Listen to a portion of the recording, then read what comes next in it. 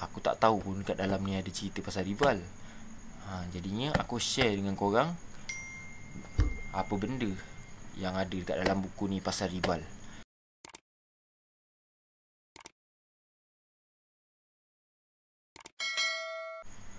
Okey, Assalamualaikum. Hari ni aku nak cerita pasal Revolve Standard dengan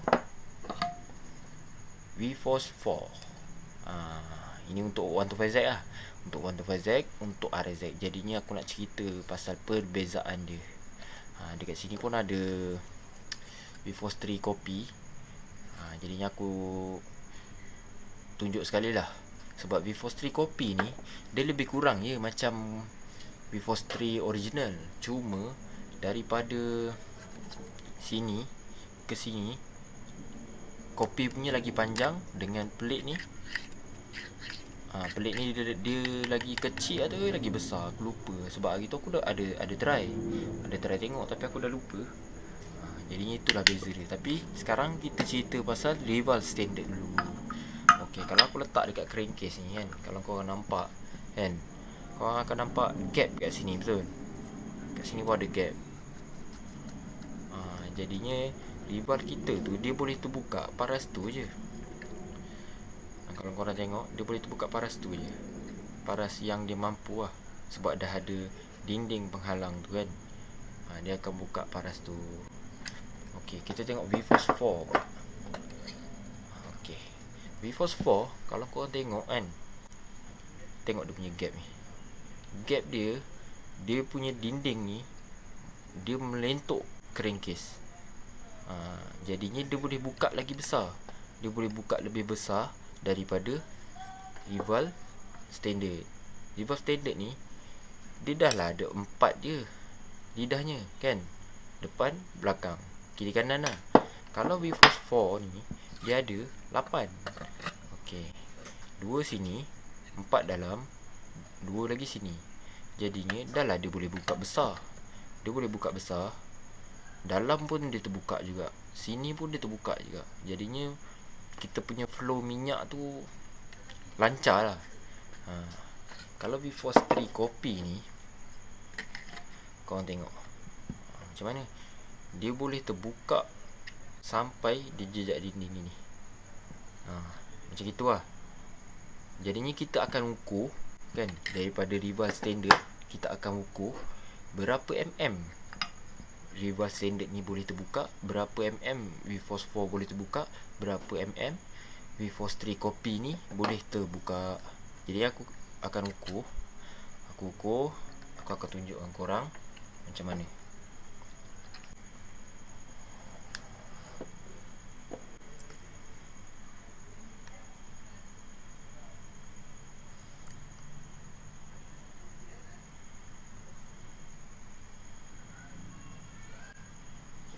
Okey, kalau korang tengok dekat caliper tu, rival standard dia boleh terbuka 6mm.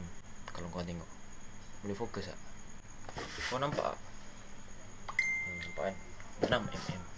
Okey, jadinya dia boleh buka 6mm. Sekarang kita tengok VForce 4 pula. Berapa banyak dia boleh terbuka.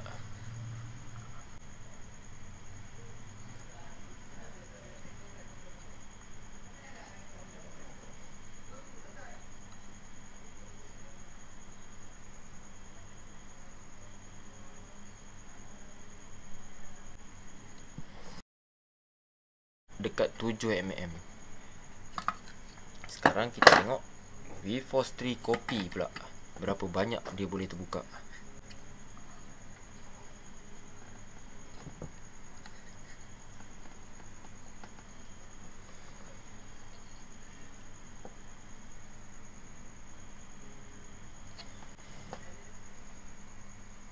Sampai 8 point berapa tu?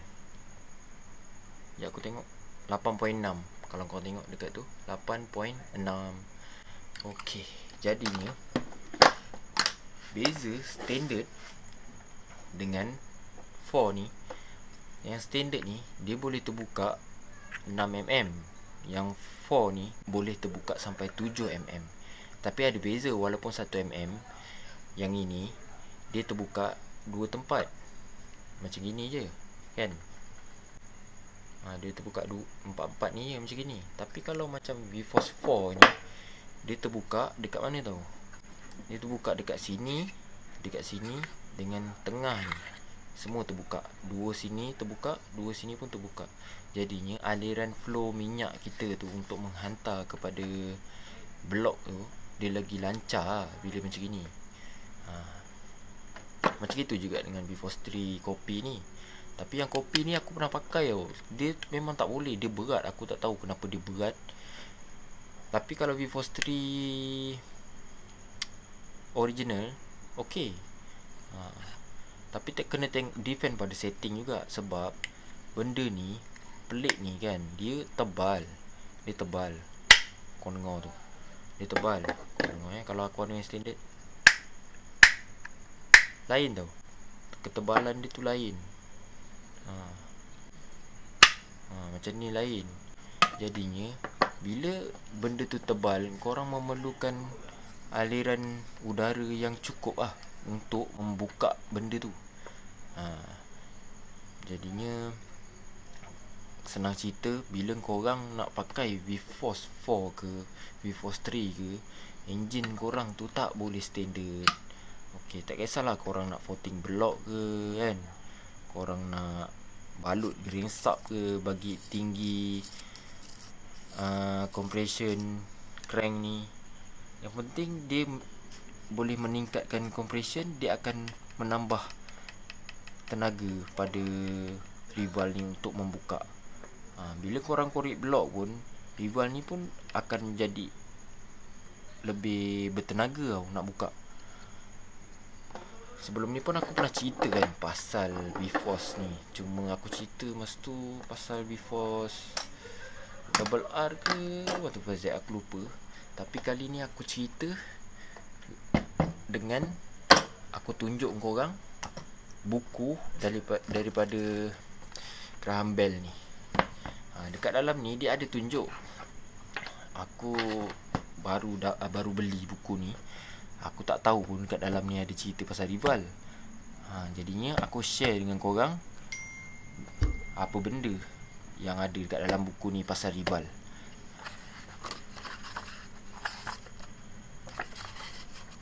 Okay, jadinya kita tengok pasal rival. Okay, sekejap.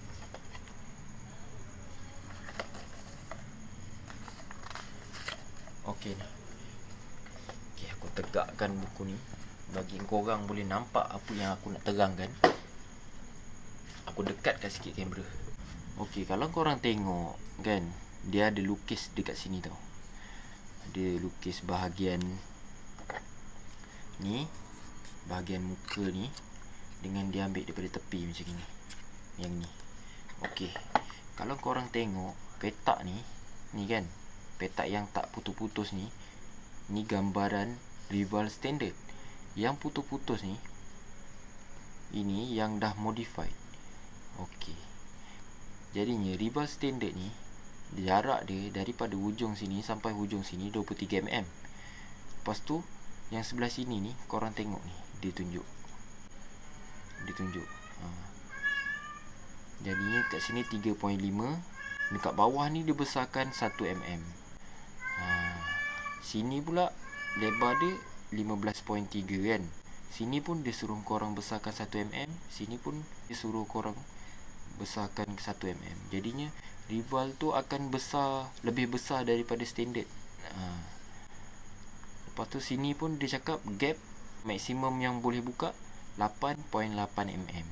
Macam VForce 4 tadi, dia boleh terbuka sampai 7 mm kan. Macam VForce 3 kopi ni, dia boleh terbuka sampai 8.7 ke 8.6 tadi kan. Jadinya boleh dikatakan VForce ni, dia punya motor Tassinari ni, dia ikut apa ni, dia ikut fakta Graham Bell lah. Kalau korang tengok dalam gambar ni pun, dia ada gambaran macam Ribal ni bentuk dia lebih kurang sama macam ni, cuma dia tak ada square kat sini. Jadinya bila besar ribal ni daripada yang standard, maknanya dia akan meningkatkan kuasa lah. Buku ni aku beli semata-mata nak tahu apa isi kandungan dalam buku ni. Jadinya aku baru sempat baca separuh je, tapi aku hari ni aku nak cerita pasal ribal ni. Jadinya teori Graham Bell ni kan, dia boleh diguna pakai dekat VForce. Tapi kalau korang tengok dekat sini, dia tulis Yamaha YZ80 reed block modification prior to fitting Boyesen reed. Sebab dulu sebelum ada VForce ni kan, yang ada Boyesen je. Boyesen je yang ada. Tapi sekarang US dah buat yang baru kan, ada VForce 3, VForce 4, VForce 4R. VForce 4R tu untuk double R je. Kalau macam RZ 125Z memang tak ada VForce 4R. Dia ada VForce 4 je aku rasa. Jadinya pada aku, kalau korang nak pakai kan, nak pakai VForce ni, motor korang tak boleh standard lah. Maksudnya tenaga enjin korang tu kena meningkat, kena padu. Lepas tu dah alang-alang aku tunjuk korang crankcase ni kan. Kalau korang tengok, korang nampak tak nombor 3YR ni? Okey, sebenarnya 125Z ni dia punya bearing grain sub 6205 kiri kanan. Bila 125Z ni dia selalu rosak. Bahagian magnet ni. Bahagian magnet ni dia selalu rosak. Jadinya orang akan ada dua option tau. Satu, dia akan buat macam ni. Dia pakai bearing 6305. Lagi satu, dia akan buat bush tau. Lepas tu dia akan press masuk dekat dalam ni. Lepas tu dia akan kembali pakai bearing 6205. Cuma kat sini aku nak cakap, kalau korang hantar buat korang punya rumah bearing tu, korang pastikan lubang ni ada. Sebab lubang ni dekat two stroke semua ada. Ni lubang apa tau? Ni lubang untuk minyak masuk tau. Untuk minyak masuk, kenakan bearing korang pada permukaan dalam ni. Sebab yang sebelah sini dia masuk untuk yang sebelah sini, untuk yang belah crank ni. Jadinya yang dalam tu dia akan dibantu oleh lubang ni. Jadi lubang ni penting. Korang tak boleh ambil mudah lah benda ni. Dia cakap, bang, motor baru power bohol ni, tapi jam. Sekali dia start bunyi macam bearing kering tau. Jadi aku cakap, ini bunyi bearing kering sub ni. Kalau aku buka, aku cek, lubang ni tak ada. Senang cerita, dia buat boost, dia terus press masuk dalam. Lubang ni dia abaikan. Jadinya korang kena alert lah benda-benda macam ni kan.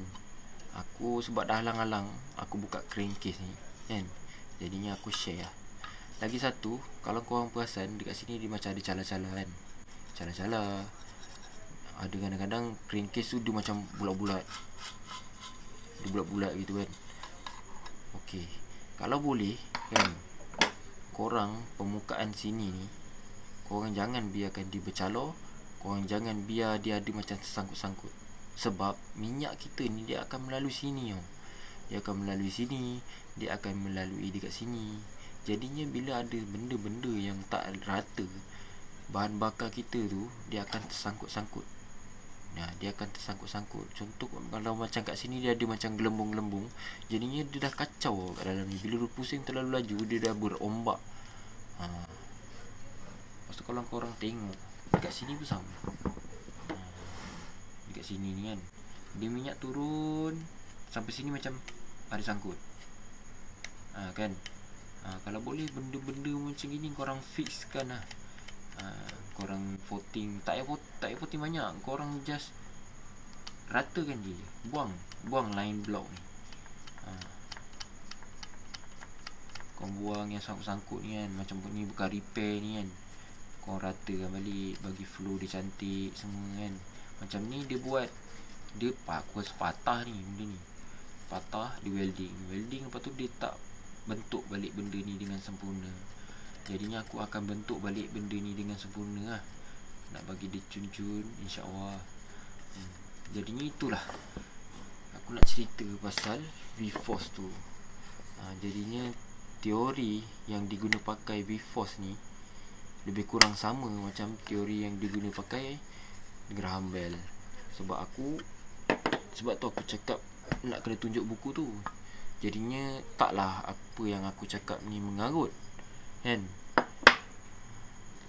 Sebab dia besar. Tapi korang kena ingat lah, maksimum dia tadi dekat dalam buku dia tulis 8.8 maksimum. Jadinya itu je lah video aku nak share pasal V-Force ni. Okay, Assalamualaikum.